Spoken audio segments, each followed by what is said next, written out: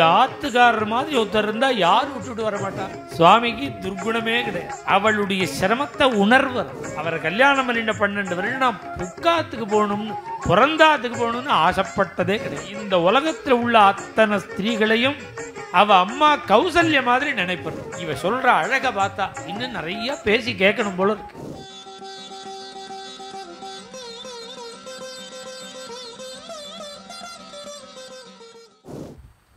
கிம்புணரியோ குணஸ்லாக்யாச. உடனே சீதாதேவி சொல்றா, விட்டுட்டு வந்தேங்கிறீங்களே, எங்க ஆத்துக்காரர் மாதிரி ஒருத்தர் இருந்தா யார் விட்டுட்டு வரமாட்டா?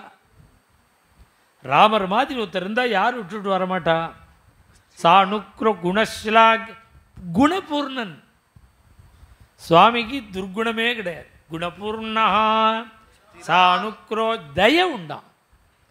குடும்ப பரிஸ்திதி பார்த்துப்பார். அவள் ரொம்ப சிரமப்பட்டிருக்கான்னா ஹிம்சையே படுத்த மாட்டார். அந்த ஃபேன் சுவிட்சை அணைக்கணும்னா கூட ஆத்துக்காரியை சிரமப்படுத்த மாட்டார்.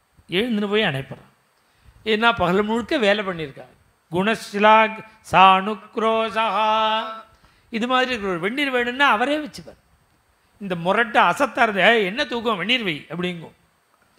வெந்நீரை பொங்க தலையில் விடணும்னு தோணும். அவ்வளோ சிரமப்பட்டிருப்பா கார்த்தால முழுக்க.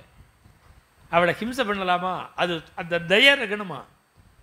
சாணுக்ரோ. சுவாமி எப்படி இருப்பாருங்கிறா. சீதை சொல்ற. சீதை சொல்லி தானே நமக்கு தெரியும். சீதை சொன்னா தானே தெரியும். சாணுக்ரோஷா. ரொம்ப ஃப்ளெக்சிபிளா, அட்ஜஸ்ட்மெண்ட் டைப்பு. அவளுடைய சிரமத்தை உணர்வரான். சாணுக்ரோஷா.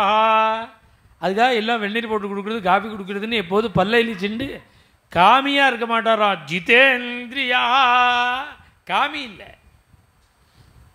பிரியம், பிரேம, ஸ்திரானுரா. அது மாத்திரம் இல்லை, ஒரே மாதிரி பிரியமா, எப்போதும் ஒரே மாதிரி. அது மாதிரி இருக்குமோ நம்ம மூடுக்கு தகுந்த மாதிரி இருக்கு. வேற ஏதாவது ட்ரபிள் வந்தால் ஆற்றுல காமிக்கிறோம், வைக்கிறோம். ஒரு நாளைக்கு திட்டுறோம், ஒரு நாளைக்கு கொண்டாடுறோம், ஒரு நாளைக்கு என்ன வேணுமோ அதை பண்ணுறோம், சிஸ்ரூட பண்ணுறோம், இன்னொரு நாளைக்கு பழி வாங்குறோம். இப்படி போகிறது. நான் பழி வாங்குறோன்னு புறத்தியார சொல்லக்கூடாதுன்னு நான் சொல்லிக்கிறேன். சுவாமி எப்படின்னா ஸ்திரானுராகா. அந்த பிரியம் ஒரே மீட்டர். கல்யாணம் ஆகி 12 வருடத்தில் ஒரு நாள் கூட பிபி மாதிரி இறங்கி பார்த்ததில்லை. அந்த 120னா 120லேயே இருக்கு. ஸ்திரானுராகா. இவ்வளவு அன்பா இருக்கானே என்ன காமியோன்னார். தர்மாத்மா. பாணிக்கிரகணம் பண்ணிக்கும் போது கடைசி வரிந்தும் உன்னை கைவிட மாட்டேன் அப்படின்னு ஒப்பந்தமும் அக்னி சாட்சியா தர்மம் தெரிஞ்சவனும். அதனால தர்மாத்மா.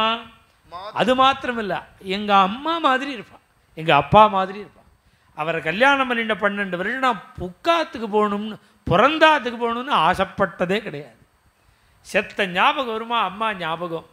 வேணா ஒரு தடவை அம்மாவை பார்க்கலாமா, சுவாமிகிட்ட வேணா கேட்பமான்னு இப்படி வந்து ராமரை பார்த்தா அம்மா மாதிரி உட்கார்ந்துருப்பார். எங்கள் அப்பா ஜனகனை பார்க்கணுங்கிற ஆசை வந்தால் கேட்பமோன்னு போய் பார்த்தா ஜனகன் மாதிரி உட்கார்ந்துருப்பார். மாத்ருவத் பித்ருவத் பிரியா. அது மாத்திரம் இல்லைன்னா இந்த சர்டிஃபிகேட்டு சீதை தான் கொடுக்க முடியும்னுட்டார் கவிகள்லாம். என்ன கவின்னா இந்த உலகத்தில் உள்ள அத்தனை ஸ்திரீகளையும் அவ அம்மா கௌசல்ய மாதிரி நினைப்பருங்கிறார். தாமே பண்றுபண்ணாரீனாம் அந்யாசாமபி வர்த்ததே யாம் விருத்திம் வர்த்ததே ராமா கௌசல்யாயாம் மகா.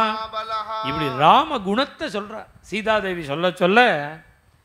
பார்த்தா அனசூய இவ சொல்ற அழக பார்த்தா இன்னும் நிறைய பேசி கேட்கணும் போல இருக்கு. ஒரு பலகால கோலம் போட்டு உட்காந்து வச்சு உங்க வாக்கால சீதா கல்யாணம் சொல்லுவோம். இந்த அயோத்தியா காண்டத்தில் பாலகாண்டத்தில் சீதா கல்யாணம், அயோத்தியா காண்டத்தில் சீதா கல்யாணம். அயோத்தியா காண்டத்தில் ஒரு சீதா கல்யாணம் சீத வாக்குனாலேயே சொல்கிற சீதா கல்யாணம். இதை சீதா கல்யாணத்தை அழகாக சொல்கிறார், விடாமல் சொல்லி பூர்த்தி பண்ண. அவளுக்கு ஒரு தன்யவாதம் சொன்னா. எக்டாட்சர பதம் சித்திர. ரொம்ப அழகாக பேசினேன், புரிகிற மாதிரி பேசினேன் அப்படின்னு கொண்டாடினா. சுவாமி அவள்கிட்ட விடை பெற்று கொண்டு அங்கேருந்து கிளம்பிவிட்டார். மேலே இது அயோத்தியா காண்டம் பூர்த்தி. மேலே ஆரண்ய காண்டம் நேராக வனவாசம், வனத்தில் சுவாமி மகாரண்ய பிரவேசம் பண்ணக்கூடிய ஒரு சரித்திரம். அது நாளை இது நடக்கும். ஜானகீகாந்த ஸ்மரணம். ஜெய ஜெய ராம ராம. மேலும் இது போன்ற சிறப்பான நிகழ்ச்சிகளை காண இப்போவே லைக் பண்ணுங்க, ஷேர் பண்ணுங்க, மறக்காம சப்ஸ்கிரைப் பண்ணுங்க.